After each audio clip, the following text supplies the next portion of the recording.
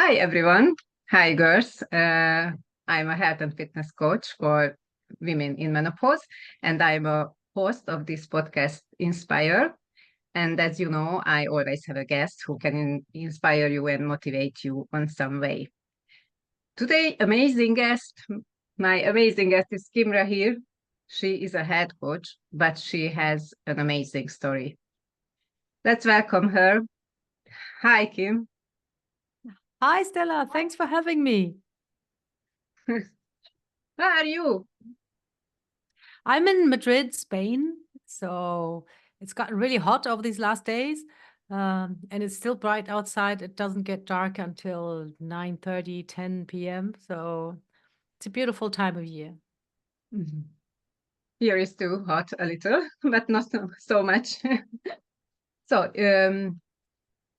you were, I can ask you, I know you were diagnosed with multiple sclerosis 10 years ago, and you didn't want to accept that. And now you are uh, a champion in master weightlifting in your category. So it's so much amazing. Can you Thank tell you. me your story? Yes. So it started even 2 or 3 years before my MS diagnosis. I had a first autoimmune episode, which is called Guillain-Barré, it's also your body sort of attacking itself, but it's a one-off. It comes and goes. It was very shocking and traumatizing from one day to the next. I was seeing double. I went to the hospital. After 3 weeks in the hospital, I was paralyzed from the hip downwards. And they took a long time to decide what it was because I had these different symptoms. Like doctors have protocols and definitions. And I had like the seeing double, but I also had the paralysis. And I spent 6 weeks in hospital, really scared and not knowing what was going to happen. I kept asking the docs, when can I walk again? And they said, oh, you'll get better, but we don't know. They were very unclear. But finally, they made up their mind and said, okay, it was a Guillain-Barré, which means one off. You recover. I learned to walk again. Took me like 6 months to walk normally again. But then I was supposedly well and better. And today I'm actually grateful for this time because it made me realize how precious everything is that we have. At the time my kids were very small and I worked full time and I felt stressed and pressured often thinking, oh my God, I'm coming home from work and I have to make dinner. And when I was in hospital, I thought, oh, if only I could wash some dishes now, that would be my dream, because I couldn't Mhm. even stand up. How But old then were two you years, then? I was 45. Hmm. I was 45. And then 2 years after I was given I got some treatment for 2 more years. And then 2 more years later, I felt my left hand going numb and I knew something was wrong. They tested me again and they said, this time this is different. This is your immune system attacking the white matter inside your nerves. And this is MS. And at that time, I thought, this is really a low blow. Come on, because I had just overcome this other thing. And I was really grateful for being able to do everything normally again. And then this diagnosis, I thought, no, that I was in a really dark place because I thought this is so scary. And with MS, you never know where you're going to end. It's just so different for every single case. Um, and the one thing, I mean, the doctor said MS, lifelong treatment. He was sort of writing the prescription. I wanted to send me on my way. And I thought, hang on, can we talk about this? What do you mean lifelong treatment? Um, I had like two sort of relapses before they diagnose you officially. You need two relapses, and the second one was like tiny. I just noticed a tingling, and I said, the second relapse was so much weaker. Maybe I'm getting better. Maybe I don't need treatment. Maybe my body can heal on itself. And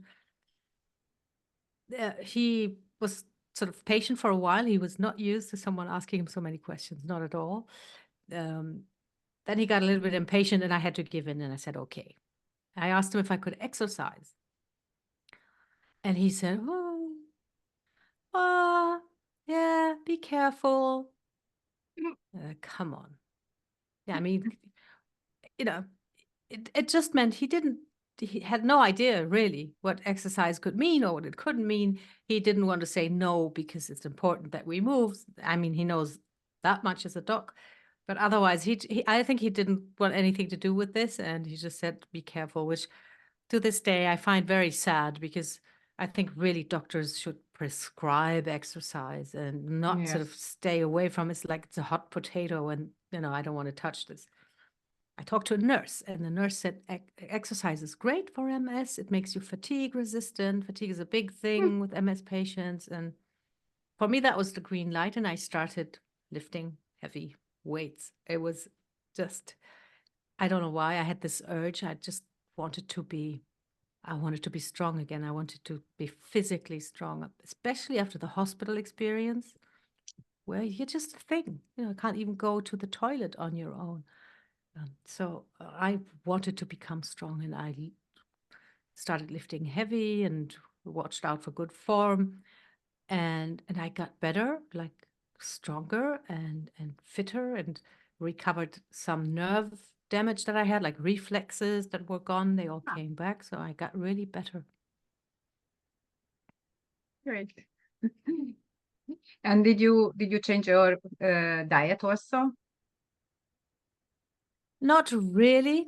That was an interesting point because I was raised by a very health conscious mom. She herself Hmm. turned vegetarian in I think as early as the 70s. So it was always about like whole meal stuff and vegetables and healthy food and things. And when I first got ill, there was a bit of disappointment because I thought, come on, I've lived well. I didn't live on junk food or anything. And there was a bit of this feeling like, what's this all good for? Why should I watch over my food and everything? And then my body turns around and does something totally, you know, uncontrollable and uncalled for. What I did change when I started lifting heavy was I watched out for protein, put more protein Hmm. intentionally into my diet, which makes a big difference because when you plan your meals, you don't ask yourself many questions. You know that you need some kind of fish or meat or tofu or whatever it is, and then you build it around that, and that made the planning easier, and it definitely helped with my strength. Yeah, because we need protein for muscles. If you want to build muscle, Yes. you need to eat protein. More Yes. protein, yeah. What was going through your mind when you were diagnosed? How did you Well, overcome that? yeah. The first thing was this, where I thought, now this is like really a low blow, and this is I've felt that this was brutal because I've had sort of been very low, come back up, and then I was pushed down again. Um, I I was worried about my kids. I mean, that was like 2 years later, so the oldest was like 12, and the youngest was 9, and they already had seen me in hospital beds and stuff. I didn't really, this breaks your heart when your kids come and visit you in hospital. And I was afraid what was going to happen. Was I going to be able to, spend time with them, do things with them? Um, and I realized that if I started looking into the future, I was going to be scared out of my wits. I couldn't let my mind go like, oh my God, in 5 years, like, will I still have the treatment? In 5 years, will I still be able to walk? And so I kind of switched that off and asked myself, what can I do today? I want to make today a really good day. I was also very keen on spending every minute I could with my kids because I had already been away from them once when I was in hospital. And I just thought, okay, I'm just going to see what I can do today, enjoy today, and then we'll see what happens. And that helped me a lot with my mindset. I think if we look too far into the future and worry about a situation that doesn't even exist, right? Um, we get so scared, and I think we can get paralyzed with fear. And I remember there were moments when I thought, uh, because we moved around a lot. My diagnosis was in France, and then we moved to Spain. And sometimes I thought, I don't know, what if my doctor moves away, or what if we move again? Will I still be able to get my treatment? And I was just thinking about these things. And I told myself, no, you have your treatment now, and it's okay. Don't worry about if you can have it in 10 years. It's not 10 years now, it's now. And then after 3 years in Spain, my doctor actually said, you can stop your treatment. You don't need it anymore. You're going to Wow. try and go with, yes. And that was just another proof. Don't, I know we have this capacity to look ahead, and we do need some kind of planning, but our experience and our emotions, we want to anchor them in today, because that's how we make the most of what we're given today. Hmm. Yes, we have to enjoy the present also. To live in a present, then we can worry later. Yes, absolutely. So you started to lift weights, and how did you went to the the competition? Oh, yeah. I keep thinking that this was all sort of like accidentally, but maybe there's a plan behind this. I don't know. So we moved to Spain. I was lifting weights in the gym, so I did these things like deadlifts and bench presses and squats and all these kinds of things. And I worked with a personal trainer. And one day he said, "Kim, would you like to try Olympic weightlifting?" Yeah. And because I think he had just gotten into this, and he was like really, he really enjoyed it. And he thought, well, why not? Why not ask my clients if they want to try? And I had this memory. I don't know if you have any images of weightlifting in your head. I remember when I was a kid, we used to watch the Olympics with my dad, and the weightlifting, this was like for me as a kid, those were like old and overweight old fat men in very funny leotards, like, because you have to wear this really ridiculous onesie, lifting like extremely heavy weights. And I was curious, and I said, okay, let's try. And then there's two movements only in weightlifting. So you have to put the bar overhead. First movement, it's in one move. It's called the snatch. Hmm? And the second is in two moves. You put it on the shoulders first, and then you put it overhead. And Mhm. that's called a clean and jerk. So I tried it, and I sucked at it. I did it really bad, because it's not only about the strength. This one, it's not only physical, it's also physics. So you sort of you have to outsmart gravity to have the bar travel in the most vertical way possible. It has to Mhm. travel vertically, but it has to be very close to your body also, because the closer you have it to your center of gravity, less heavy it feels. But your body is not completely vertical, and you have to bend your knees and stretch your legs to give yourself some explosive movement. So Mhm. it's lifelong learning, I can tell you that. But I didn't do it very well, but I love this idea that you have to combine strength and technique, and it's so challenging, and not one lift is the same as the other. So you have to refocus every single time, try to make the movement as as much the same, or like as ideal as possible. And it's an eternal striving. But I liked it so much that I left the commercial gym and signed up with a weightlifting club, where there's like Mhm. only barbells and heavy weights, and no mirrors, no music, just lifting.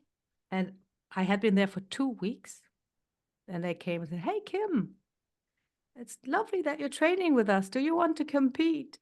And I said, "What? What do you mean compete? Am I not too old?" stupid question. I would not ask that again today, but at the time I said, well, am I not too old? And they said, no, we have other women your age and they compete. So of course, you know. And then I said, what the heck? Yes, I will. And I went to the first like a local meet 5 months later. And I think it was the most exciting experience of my life.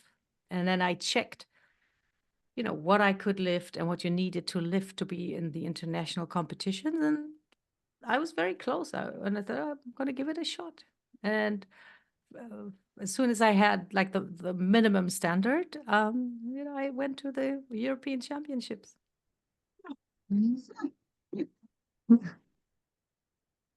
Did you won once European Championship? Last year I won, and it was an interesting experience because I realized when I saw, you know, I saw the signups and who was there, and I saw that I might win. And for a split second, it made me afraid. And I think it was, I'm not sure I thought of myself, you know, as a winner in these things. I always thought of myself as someone who's like a good sport and a very honorable runner-up, but I never saw myself as a winner. And it was interesting to see that reaction in me. And then I said, no, you know, I can be a winner. And I went and I won. And by the way, it's the European Championship, like in 10 days from this recording. I'm going to be in Norway and lifting again. And it's going to be a difficult fight. But mostly you know, you're dealing with yourself. You have to focus and refocus and just because you have, like, they call your name and then you have 60 seconds to make the lift and you get 3 attempts at every lift. So 3 attempts at the snatch and then 3 attempts at the clean and jerk. So you really have to focus on the moment. You can't let your mind wander anywhere. You just have to do this one thing, which is very, very beneficial. Yeah, so you don't, it's not enough just strength. Your muscles, you have to use your mind also. Absolutely. Because you have to move, the bar has to travel in a certain path and you have to sort of make sure that it does. And your instinct is not always, you know, a helper. Your instinct is not necessarily helping you. You know, you maybe want to sort of pull too early, you know, when you have to be very patient before you explode and these things. So it takes a lot of practice. Could you tell to women who think it's too late to start any sport activity or something? Yes. I want to shout it from the rooftops. It's never too late. And I mean, there's research that has been done. I think back in the 70s, they went into a retirement home and they had people train, and there were people in their 90s. They were getting stronger and better, you know, with training. So your body is never too old for this. It's just going to be doing the same thing. You stimulate the muscle, it's going to grow. Now, you might think, yes, my muscles, maybe they can still sort of react, but I have achy joints, I have bad knees, I have a stiff shoulder, or things like this. Stuff that happens as we age, you know, the body is an aging mechanism, my husband always says. But you can still start and do something, and you want to work around those limitations. It's just because, you know, one part of your body is maybe not working perfectly as you would like it to. You cannot let all the other parts of your body just go to waste also. You know, you have to be careful, you have to be circumspect, you have to have a program that's designed for you to work the other parts of your body and be mindful of, I don't know, whatever it is, could be your knees or your ankles or your hips. But you want to keep working, and you can always start, even if you feel like really super stiff or tired or heavy, you just need this first movement, this first action that you take, and it will definitely make you feel better. That's the thing. Because this, if you have stuff that's sort of hindering you and making you think that you can't do things, even more, you want to start moving and make sure that this helps you feel better. Yes. If somebody has some pain somewhere, still can do something else.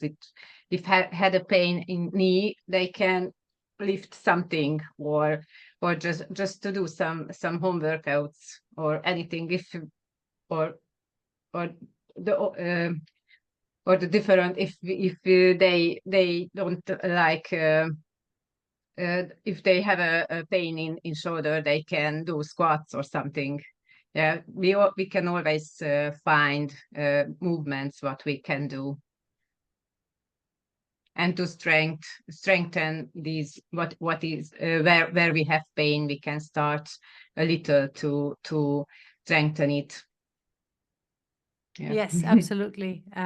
If you have knee pain, you want to find exercises to strengthen the legs. That don't cause your knees pain, but that still makes your legs stronger, so the pain sort of gets a little bit less. Yes. And are you a health coach now? Yes, I work with women from their 40s onwards, so we'd work with the same kind of um, uh, age group, and it's really very inspiring to help them become physically strong. It's very simple. It's not easy, but it's simple. And I help women to start training for strength and for muscle, and in a way that works for them and that doesn't hurt them, and also that works for their entire situation. So many women, they don't want to go to a gym, and they think I can never build muscle if I don't go to a gym. And you can build muscle at home. That's perfectly possible, and just you don't even need equipment. You can get strong just with working with your body weight. Mm-hmm. And I think this is a big part of getting started. There's the physical side where you sort of have to, make that move and start doing something. But there's also the psychological and emotional side where you maybe think, oh, I'm not that kind of person. Like I don't want to go to a gym. Um, I've never been a sports person. And I really make it as easy as possible. I start with 15 minutes that you can do every day. If you want to, you can do them in your pajamas after getting up. So there's not too many decisions that you have to make in order to exercise. You don't have to pack a bag or drive through traffic or anything. You just do your 15 minutes. And it works great, especially for midlife women. They benefit so much from this strength training. And the first effect that they notice is actually energy levels. They go up Yes. pretty soon, like Yes. 2 weeks, and they feel better. And the mood is be a bit better. Yes.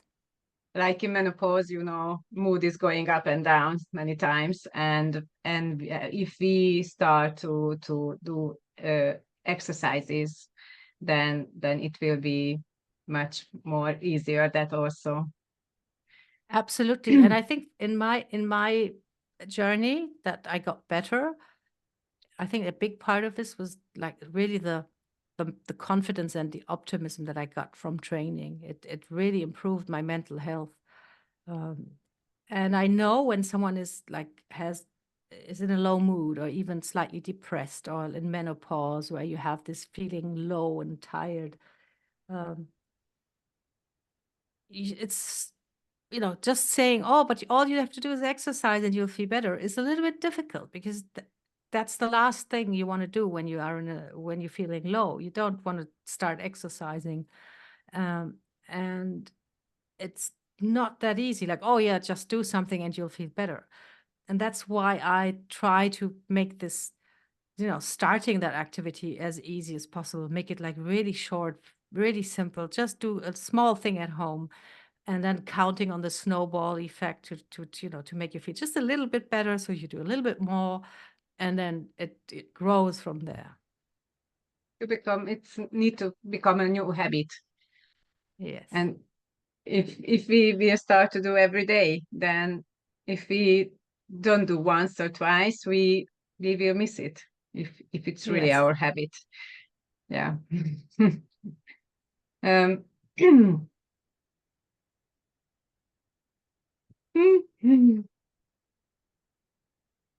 what if you could go back in time and you could advise something to yourself for your younger self, what would it be? Oh, it would be not to take unimportant things too seriously and to become really discerning and understanding what is important and what isn't. When I look back in the like sleepless nights and stressful moments I have lived through for things that were absolutely not worth it, because I mean, it could be like grades, your kids' grades in school, like they come home with one grade that's to think, and you think, oh my God, now, he's not going to he's not going to finish school. Like overreacting to so many things. Mm-hmm. Stuff in my work, also in relationships where um, stuff that really eats at you, and when you look deeper what is eating at you, it's you're just having an ego problem, and you're taking yourself too seriously, and then you get worked up and you get all angry with the other person when the solution is always inside yourself. um, and if I could have learned that earlier, and maybe without, going to hospital for 6 weeks and being paralyzed, that would have been nice. But we don't get to choose that. But really, not overemphasizing stuff that is really not worth it. Yes. Did you do some meditation or some other mm, stress management method? Yes. Yes, and I actually started the year when I got my diagnosis. I knew I had to do something for my sort of mental balance, and I started meditating with a really super fantastic, super easy real life app. It's called Headspace. It was founded by a British guy, and when I started in 2013, it was still small. It was a small app, and there was like 10 meditations on there. Today, it's a huge enterprise. Um, and they have like an entire lifestyle program on there. You can do courses for uh, how to feel better at work, or for students leaving home. They have everything, but it's so down to earth and so simple, because they teach you just to sit and watch your breath. I remember when I was a teenager, my mom got into meditation, and she came home and she would say, "Oh, it's this thing, and you have to sit super still. And if you move just a little bit, then it's all messed up. Then you have to start again, and it doesn't work. You have to. It was actually quite stressful, this idea of meditation that she had, and then also this idea that you have to try not to think. That it just doesn't work. And Headspace is like really it's very usable. It's normal to have your thoughts. You just watch them go by like traffic on a road, Mm-hmm. and this has helped me a lot. Yes. Uh, but before 7 or 8 years ago, when I heard about meditation to do, I said, "Oh, how can I can't sit and just don't think about anything." It was so weird for me. But now I also started before a few years ago, so I understand now, and I know why it's good, and that how Yes, can we do that. So yes, I think everyone should do it. I think so too. I think so too. And when you look at our life today, um, it's so full, but not in a good way. it's so full that we never do nothing. We always do something. And now we have, because even if we're walking and waiting for a bus, or now we have our phone, so there's always some kind of input all the time, all the time. And when you meditate, you really take like sometimes 10 minutes, 20 minutes, and you do nothing. I know it's so hard to imagine for some people, but it's really beneficial, and Yes. it really, it gives you like a grounding. I do mine in the morning, and you're sort of more grounded for the rest of the day. Yes. Oh, your story is so amazing. Somebody getting multiple sclerosis and heal from it, and you become so energized and you look good. So I think you are very inspirational. Thank you so um, much, Stella. I'm just very grateful, and I also think that I was lucky, so I'll take that. You as a head coach, your how they can reach you, women. Yes, so I have a website with my name, kimrahir.com, and on there there's a free assessment that you can take, so you can find out where you are at right now, with your health and your strength. It's like a holistic questionnaire. So I'm not only asking you to do if you can do 5 push-ups, but how this all fits into your life. And w- when you take that assessment, I'll give you some ideas of what you could do next to feel better, become stronger and healthier according to where you are at. And if you feel like if you want to ask questions, or want to have a conversation with me, you can always message me on Facebook or Instagram. I'm there with my name also, with Kim Rahir, and I'm happy to answer all questions. Okay. One last question. What is your message to my listeners? Don't look at the big picture.